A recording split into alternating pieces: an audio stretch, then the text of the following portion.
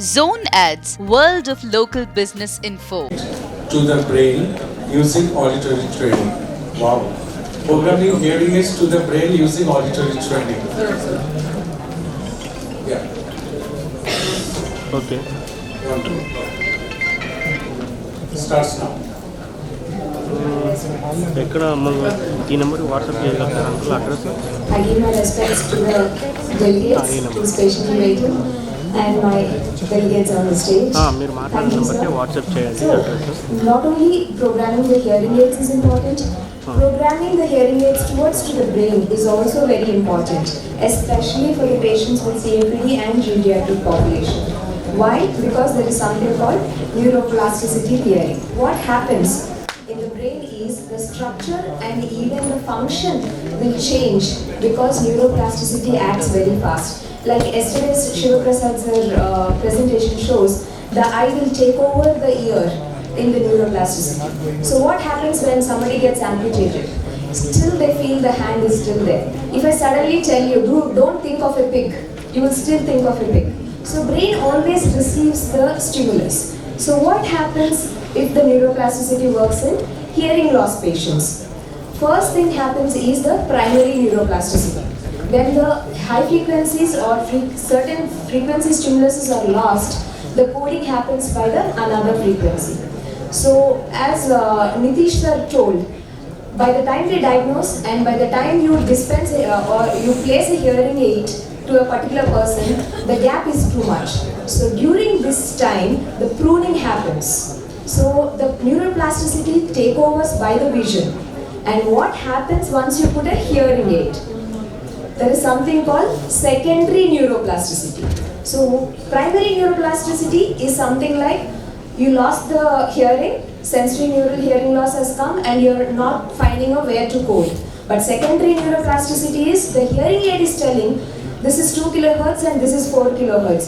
But the brain is saying no, whatever I hear, I'll code only to that. So what happens?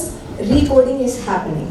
So that is why we need to think of early hearing aid fitting and also don't let the secondary neuroplasticity happen.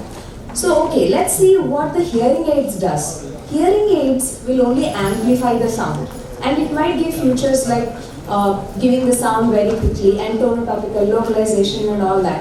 But it will not replace the normal brain capacity of coding the frequencies. So now, being an audiologist, it's up to us to build a bridge between the amplifier.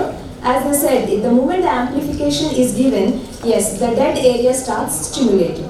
So how do we do that? It is up to us to recode or restore the hearing with the use of hearing aid to the person. So how the hearing aid can be given as a primary neuroplasticity. So what we chose, the method was Erber's basic method, awareness, detection, discrimination.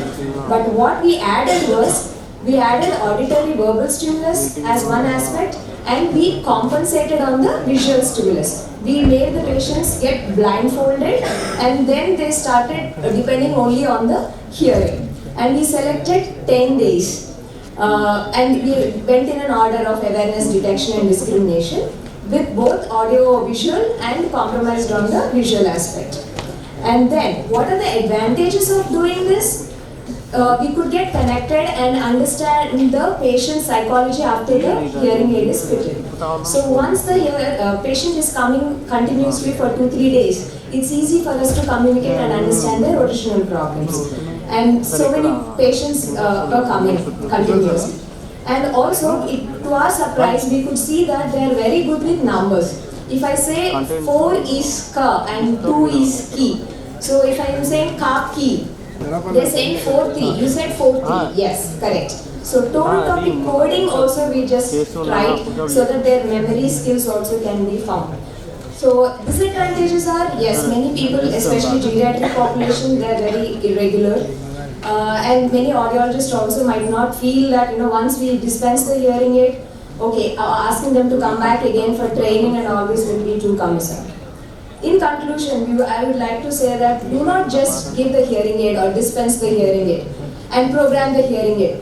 your brain is not ready for it. You need to program the hearing aid along with the neuroplasticity of the brain, because we don't know the gap which has been built between the nervous system and the new hearing aid which is coming up. It is up to audiologists to reprogram this.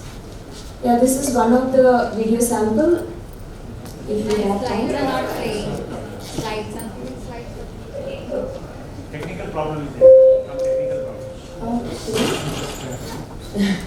Okay, yeah. Thank you. This is what I wanted to